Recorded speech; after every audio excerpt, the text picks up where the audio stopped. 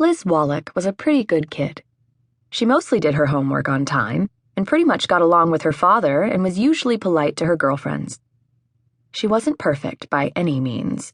She had been known to lie about brushing her teeth, and she couldn't for the life of her tell her left from her right.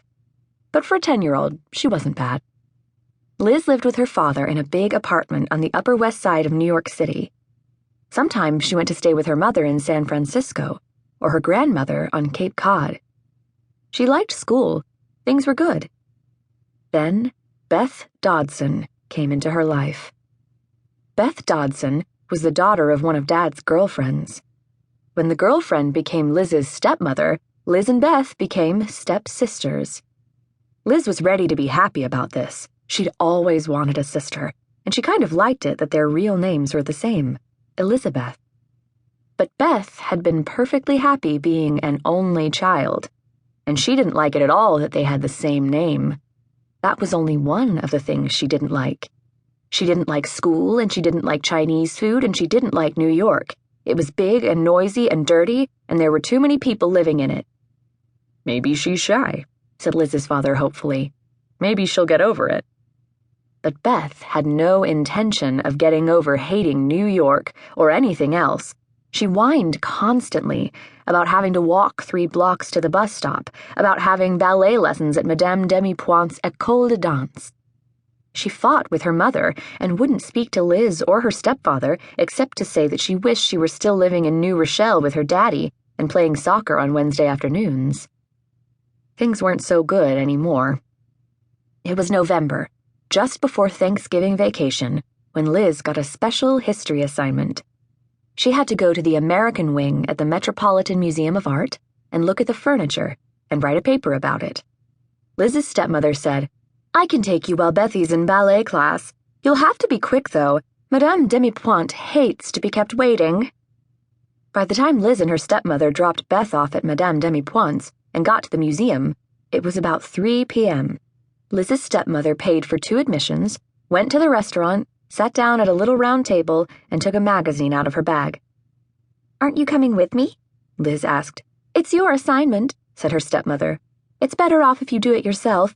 And remember, we have to be at Madame's by 4:30. "But I don't know where—" "I don't either," said her stepmother. "Ask." By the time Liz found a guard who wasn't busy with someone else, 10 minutes of her hour were gone. Then she turned left instead of right in the medieval treasury and got lost, and asked another guard and got lost again. Precious minutes ticked away as she walked through rooms of paintings and statues. Finally, at 3:45, she walked up a flight of stairs and through a glass door, and found herself in a small, dark room with nothing in it but a big, bright picture. Wherever she was, it wasn't the American Wing. Liz wasn't much of a crier as a general rule, but this was too much. Even if she started back now and didn't get lost once, she'd be late, and her stepmother would be madder than a taxi driver in a traffic jam, and her assignment still wouldn't be done. "I must be just about the unluckiest person in the world," she wailed. "What's the matter, kid?" The voice was friendly, with a heavy Bronx accent. Liz wiped her face on her sleeve and looked around for a guard.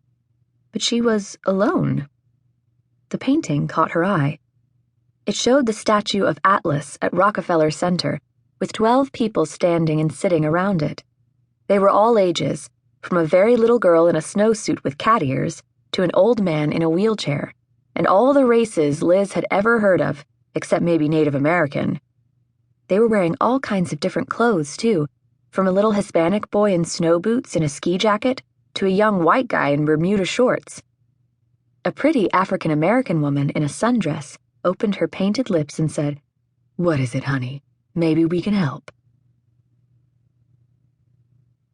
To keep listening to this audiobook, I've left you a link in the description so you can do it, at no cost thanks to Audible's 30-day free trial.